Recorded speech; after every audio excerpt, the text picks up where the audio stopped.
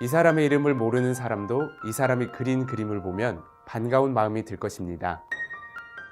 아니면 그녀가 가꾼 정원에 관한 이야기를 한 번쯤 들어본 적이 있을지도 모르겠습니다.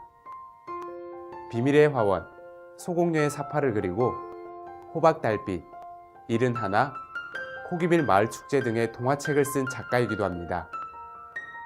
그녀의 동화 그림은 어린아이들의 마음처럼 맑고 깨끗하게 표현되는데요.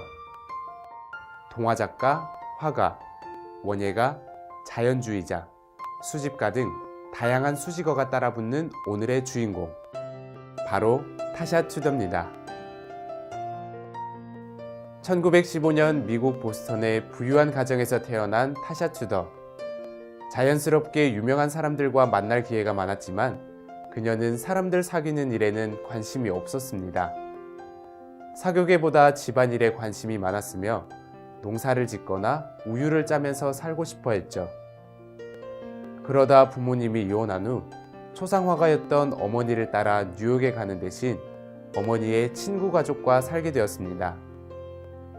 어머니 친구와 친하게 지내던 그녀는 그곳에서 체험한 자유로운 가풍으로 그녀의 삶에 영향을 미치게 되죠. 내 그림의 모델은 모두 곁에 있는 인물과 동물, 그리고 현실의 풍경이다라고 말하며 그녀는 본인이 꿈꾸던 세계를 그림으로 표현했습니다.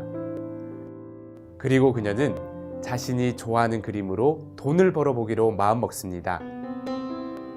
하지만 처음부터 그녀의 그림이 인기를 얻은 것은 아니었는데요.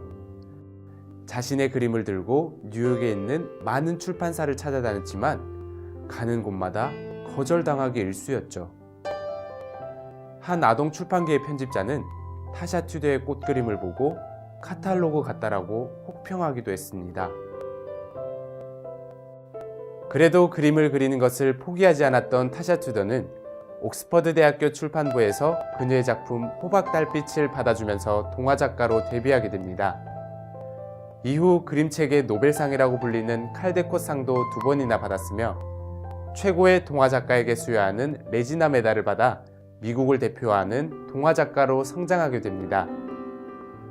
타샤 투더는 이렇게 직접 쓰고 그린 동화 20여 편을 포함해 70년간 100권이 넘는 책의 사파를 그리기도 했죠. 타샤 투더는 동화책으로 벌어들인 수입으로 미국 버먼트주 산골에 있는 30만 평 대지를 구입합니다. 그리고 그녀가 꿈꾸던 생활을 시작하게 되죠. 음식뿐만 아니라 옷이나 바구니 같은 물건도 직접 만들어 사용했습니다. 주변의 넓은 땅도 직접 가꾸며 정원을 만들어 나갔는데요. 이후 30여 년간 가꾼 정원은 전 세계 원예가들이 주목하는 명소가 되었습니다. 타샤 투더는 꽃이 행복한지 아닌지는 바라보면 알 수 있듯이 우리 역시 좋아하지 않는 곳에 살고 있다면 다른 곳으로 떠나야 한다고 말했습니다. 매 순간 하고 싶은 대로 살아야 행복할 수 있다는 그녀의 신조는 그녀가 가꾼 정원의 모습에서도 나타나는데요. 타샤 투더의 정원은 그녀의 예술작품만큼이나 사람들의 삶의 방식에 영감을 주는 공간이 되었습니다. 자신이 살고 싶은 삶을 살았으며 후회가 없었다고 말했던 그녀. 그리고 자신이 원하는 것을 해야 행복이 따라온다는 그녀의 신념은 우리에게 큰 울림으로 다가오는데요. 누구나 한 번뿐인 삶을 불평하지 않고 후회 없이 살아간다는 것이 얼마나 어려운 일인지 다들 아실 겁니다. 그래서 우리는 그녀가 살았던 삶을 동경하게 되는지도 모르겠습니다.